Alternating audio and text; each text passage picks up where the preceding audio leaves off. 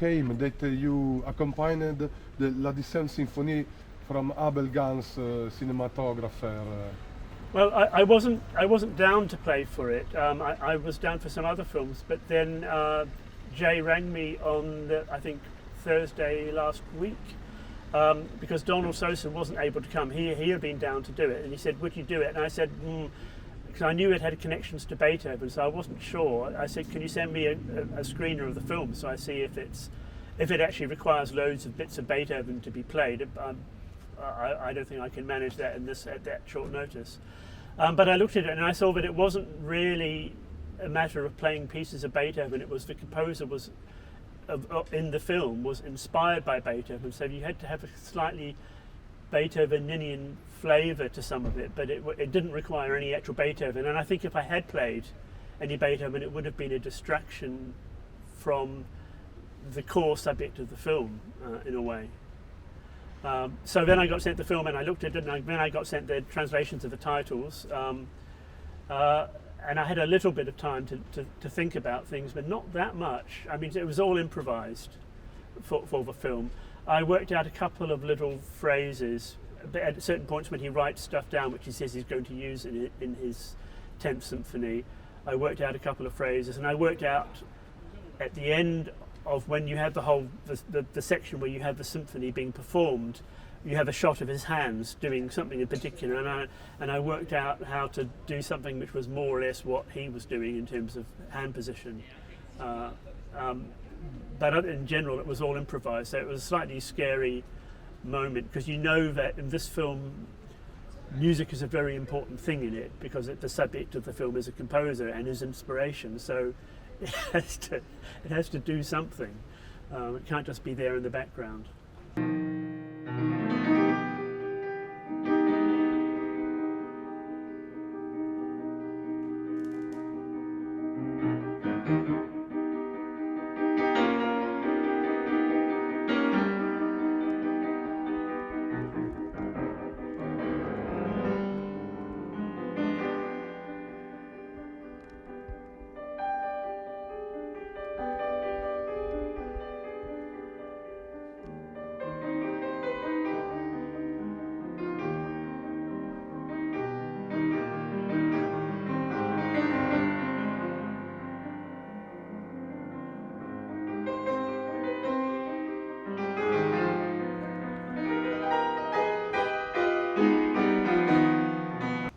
So you did in the old school improvisation, because we know that in the past many times piano accompaniment was improvised.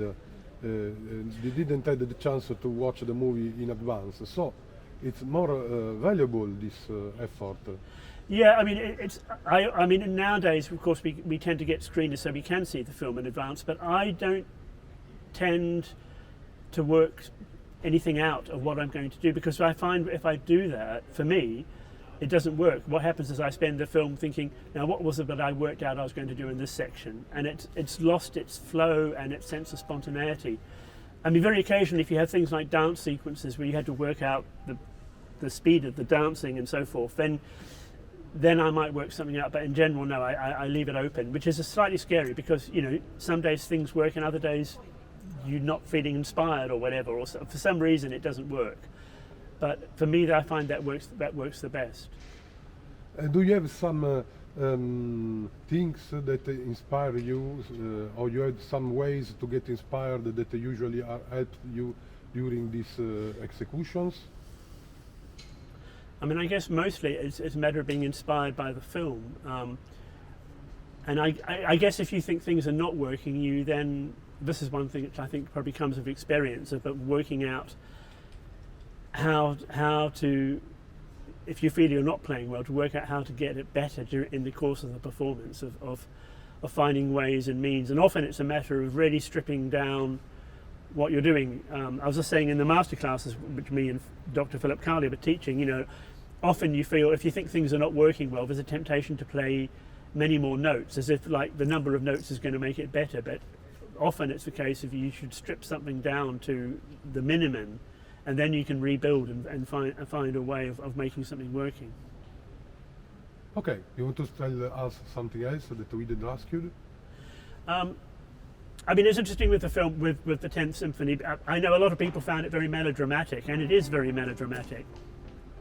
But for me, I have to say, when I was playing for it, I completely believed in the film. Partly because Gance obviously believes in it. The thing with, I think, just about all Gance movies is that there's such an intensity and some sincerity to his belief that even if it can seem over the top, there's a power there. And I guess I was trying to piggyback on that sort of that sense of intensity and pain which was in the film, and then which then finds expression in the bit where you're playing supposedly his composition for about 10 minutes. What I found, I didn't work out any material of what I was going to play in that 10-minute thing, but because it's so long, because it's a 10-minute sequence of just music, I had to work out a way of shaping it so that it didn't just feel like a kind of blob, a sort of amorphous blob of music. There's a little bit about a third of the way through that bit is a bit where he, in the picture, transfigures into Beethoven, and at that point, I tried to play in the style of Beethoven, not playing anything of Beethoven's, but using the kind of chord patterns or the rhythms or some kind of musical language which would be familiar to Beethoven, so that it would give a sense of authenticity to what was happening in the film. I mean, in a way, it was very satisfying having, when you're normally playing for a silent film, you don't get these sort of large chunks of where it's just you doing music. So in a way, it was quite satisfying having that opportunity to do that, and to find a way of trying to make it work. Yeah, and also we are very happy about this, and also the audience, because there was also an applause during still rolling the movie at the end of the sequence of the orchestra that you accompanied in a very magical way. The audience will make an applause in the Yes, cinema. I mean, it was just like in the film. Yeah. So